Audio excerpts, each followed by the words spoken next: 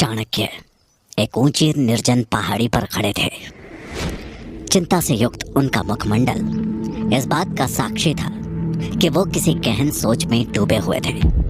वो पहाड़ी पर खड़े जिस दिशा की तरफ एकटक देख रहे थे, उधर सैकड़ों योजन दूर मगध साम्राज्य का विस्तार था। अचानक चंद्रगुप्त की हाफती आवाज उनके कानों में पड़ी। प्रणाम आचार्य। चाणक्य चंद्रगुप्त की तरफ बिना देखे ही बोले, अगर भविष्य वर्तमान में ही हाँफने लगे तो किसी साम्राज्य की नींव को उखड़ते समय नहीं लगता। चंद्रगुप्त चिंतित स्वर में बोला, क्षमा करें आचार्य, पथरीले रास्तों में। तभी उसके बात काटते हुए चाणक्य ने कठोर स्वर में कहा, सिंहासन थाल में परोसा हुआ पकवान नहीं है। वहां तक पहुंचने वाला प्रत्येक रास्ता इन्हीं पथरीले रास्तों की तरह दुर्गम और कठिन है। अगर तुम अभी से ही हाँफने लगे तो सिंहासन पा लेने के बाद उसकी रक्षा कैसे कर पाओगे? तभी पब्बत भी हाँफते हुए वहां आ पहुंचा। वो बोल पाने की हालत में भी नहीं था। प्रणाम आचार्य। बोलते हुए वो गिर पड़ा। वो एक बड़ी सी चट्टान के सहारे लेट गया। चाणक्य पब्बत की हालत देख गुस्से में बोले, अगर मगध के भविष्य को सहारे की जरूरत पड़ रही है तो मगध का भविष्य कभी उज्जवल नहीं हो सकता। उन्होंने एक दृष्टि चंद्रगुप्त और पब्बत पर डाली और वापस मगध साम्राज्य की दिशा में देखते हुए बोले, तुम दोनों में ही मगध के विशाल साम्राज्य का शासक बनने की क्षमता नहीं है और मैं अपनी मातृभूमि का भविष्य कमजोर हाथों में नहीं सौंप सकता। पब्बत हाँफते हुए बोला, आचार्य मुझ पर संदेह न करें, ये चंद्रगुप्त शासक बनने योग्य नहीं है। लेकिन मैं ये सुनकर चंद्रगुप्त खुद पे संयम न रख सका और थोड़ा गुस्से में तपाक से बोला, राजकुमार पब्बत, योग्यता और अयोग्यता परीक्षा के माध्यम से सिद्ध होती है, ना कि आपके कहने से। चंद्रगुप्त की बातें सुनकर पब्बत की भौहें तन गई। उसने गुस्से में कहा, तुम्हारी इतनी हिम्मत? तभी चाणक्य ने कठोर स्वर में कहा, शांत। दोनों ही एक दूसरे को खामोश नजरों से घूरते हुए चुप हो गए। चाणक्य गंभीर होते हुए ऊंचे स्वर में बोले, अगर तुम दोनों ऐसे ही आपस में लड़ते रहे तो इस निर्जन पहाड़ी की तरह अकेले पड़ जाओगे, जिसका साथ पेड़ पौधे पशु पक्षी सब ने छोड़ दिया। चंद्रगुप्त और पब्बत ने एक साथ सर झुकाकर कहा, क्षमा आचार्य। आचार्य चाणक्य ने सामने दिख रही खाई की तरफ इशारा किया, जो दो पहाड़ों के बीच की चट्टानों के टूटने से बनी थी। वहां छोटे मोटे पौधे उगने शुरू हो चुके थे। उन्होंने नरम आवाज में कहा, ये खाई देख रहे हो? बरसात के दिनों में पानी पहाड़ों से नीचे उतरकर इस खाई में बह जाएगा और वहां पनप रहे पौधों का वजूद तक मिटा देगा। उसी प्रकार तुम दोनों के आपसी संघर्ष के बीच कोई तीसरा ही अपना लक्ष्य साध लेगा।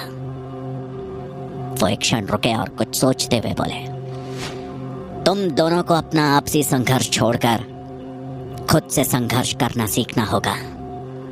अपने मन मस्तिष्क पर विजय प्राप्त करनी होगी। खुद को साम्राज्य की रक्षा करने के योग्य बनाना होगा। किसी से श्रेष्ठ होने के बजाय खुद श्रेष्ठ बनो।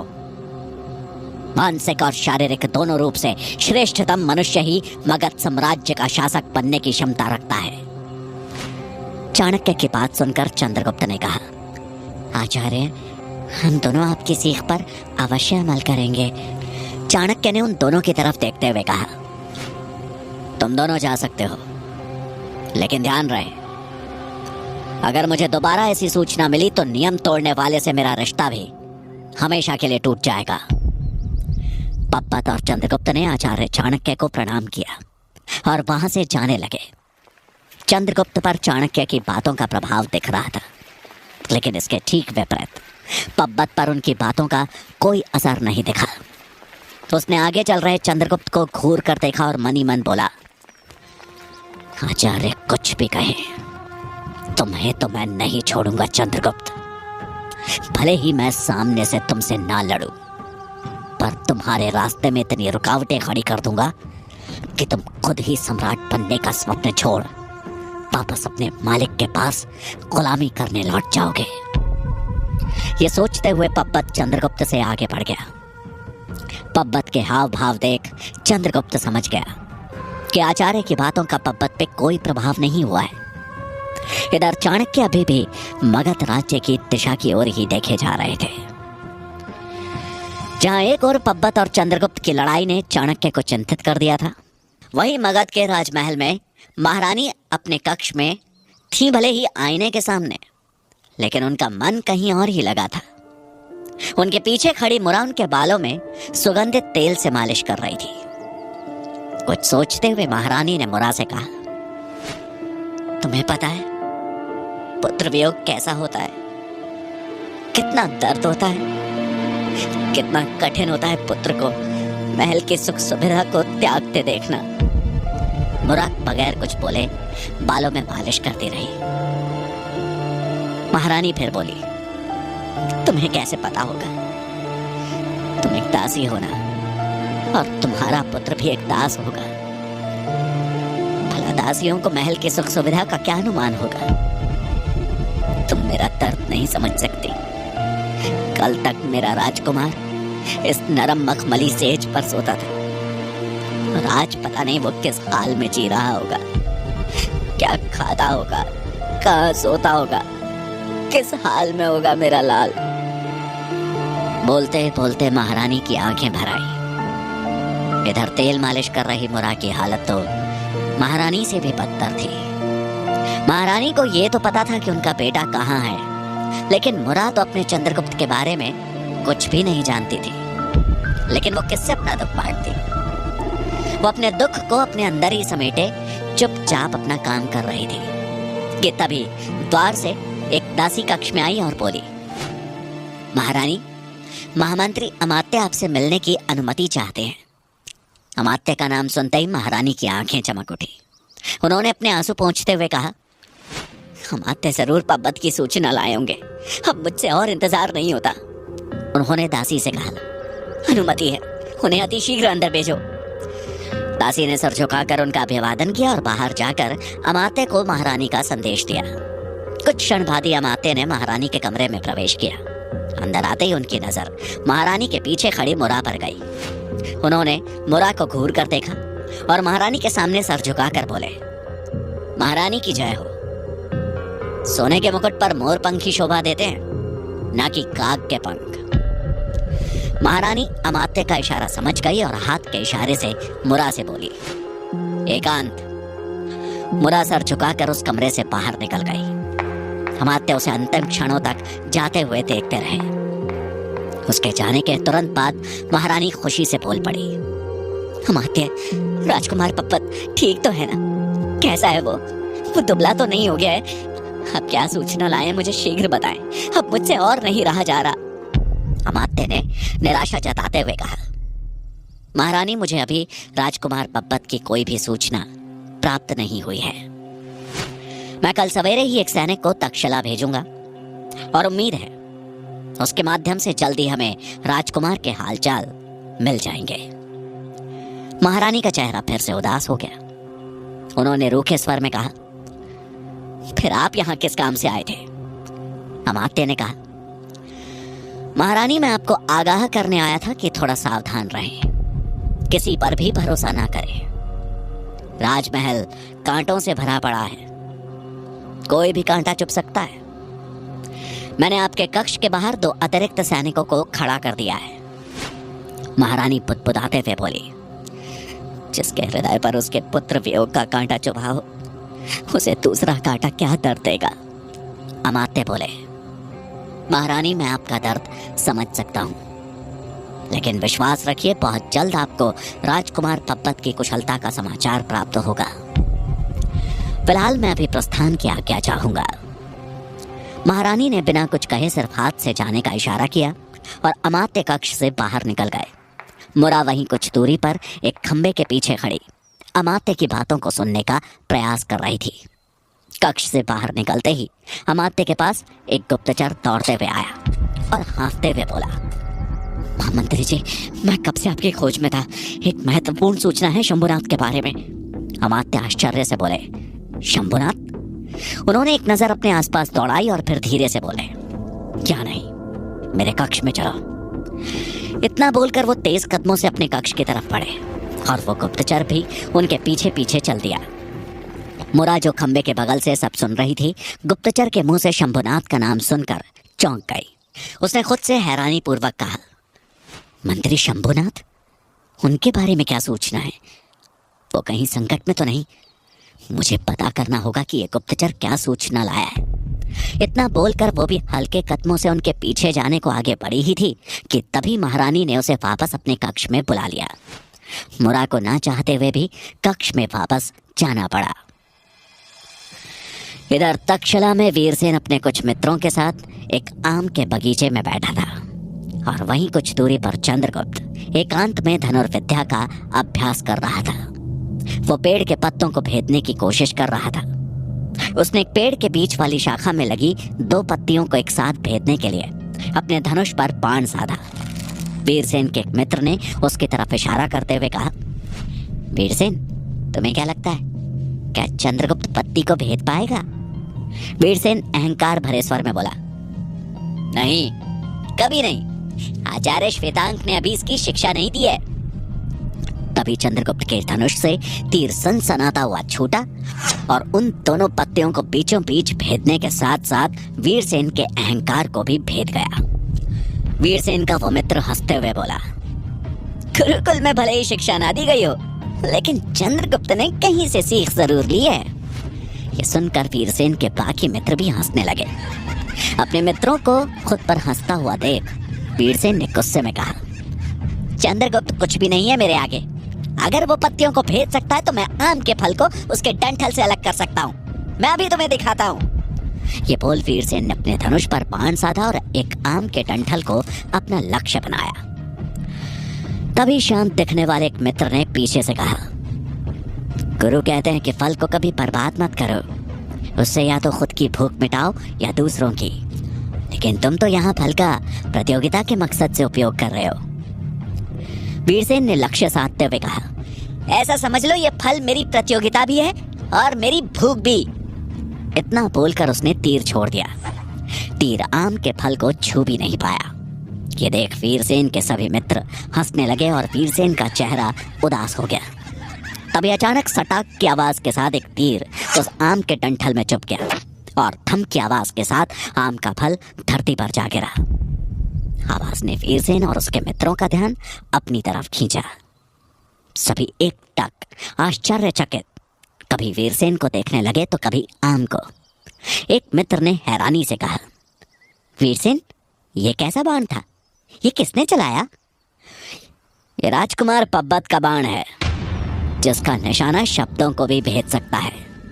पब्बत ने कोर से सबके सामने आते हुए कहा और पेड़ की तरफ बढ़ जमीन पर पड़े आम को उठा लिया। वीरसेन पब्बत की तरफ देखने लगा। पब्बत ने वो आम वीरसेन की तरफ बढ़ाया और बोला, तुम्हारी भूख मिटाने के लिए ले लो।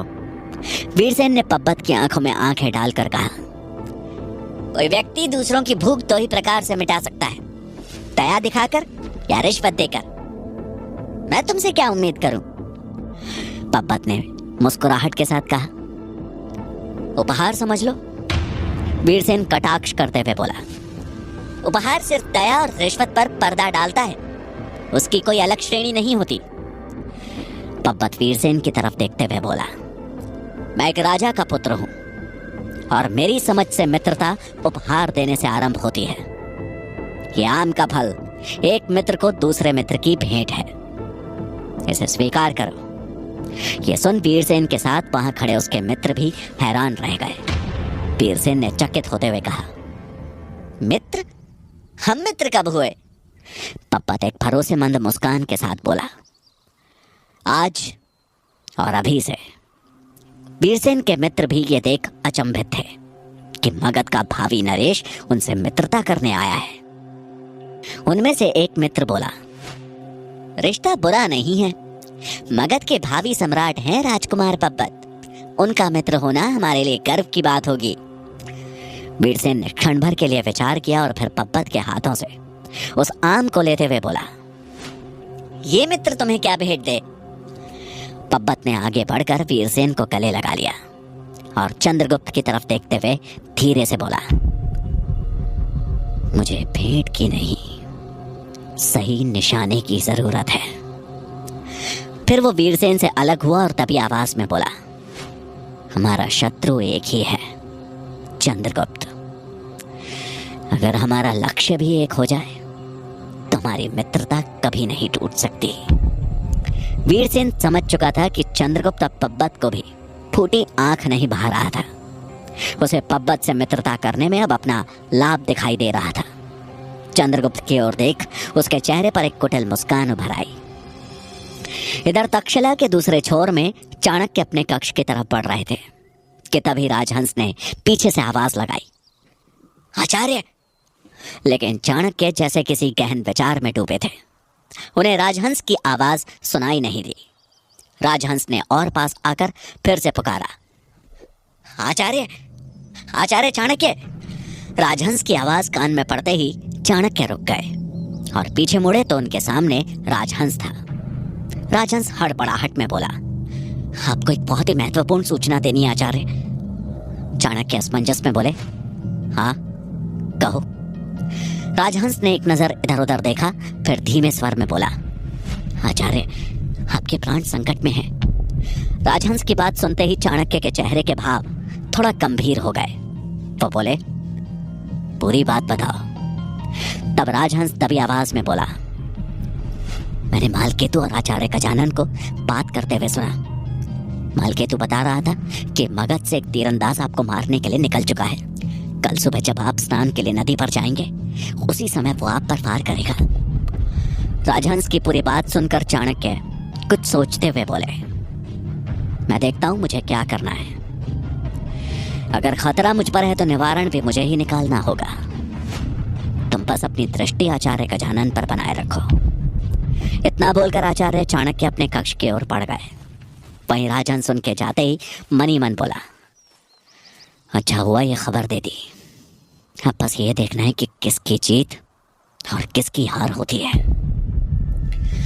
राजहंस की चेतावनी के बाद भी अगली सुबह पांव फटते ही चाणक्य हाथ में कमंडल और धोती लेकर अपने कमरे से निकले और नदी की ओर चल पड़े। बिना किसी भय के वो रास्ते पर चलते जा रहे थे। सुनसान रास्तों पर सिर्फ उनके खड़ाऊ की आवाज गूंज रही थी। कुछ ही देर बाद रास्ते के दोनों तरफ नुकीली कटीली झाड़ियों का सिलसिला शुरू हो गया। छोटे छोटे जंगली पौधे हवा के झोंकों से हिल रहे थे। अचानक से चाणक्य के पीछे कुछ दूरी पर झाड़ियों में सरसराहट की आवाज हुई, लेकिन उस आवाज का चाणक्य पर कोई असर नहीं हुआ। वो बेफिक्र चलते जा रहे थे। झाड़ियों की सरसराहट भी तेजी से चाणक्य का पीछा कर रही थी। चाणक्य एक क्षण के लिए ठहरे। झाड़ियों की सरसराहट भी बंद हो गई। कुछ सोचकर उन्होंने पलट कर देखना उचित नहीं समझा और नदी की तरफ चल दिए। झाड़ियों का हिलना फिर शुरू हो चुका था। नदी पर पहुंचते ही आचार्य चाणक्य ने धोती और कमंडल किनारे पर रखा और नदी में उतर गए। उनके चेहरे पर मृत्यु का कोई भय नहीं था, बल्कि उसके विपरीत कुछ था। तो वो था चेहरे पर एक विश्वासपूर्ण तेज, मानो उन्हें पता हो कि अगले कुछ पलों में क्या होने वाला है। अपने ऊपर मंडरा रहे संकट से कैसे बचेंगे चाणक्य? क्या वीरसेन और पब्बत की मित्रता चंद्रगुप्त के लिए कोई बड़ा खतरा लेकर आएगी? जानने के लिए सुनिए चाणक्य का अगला भाग।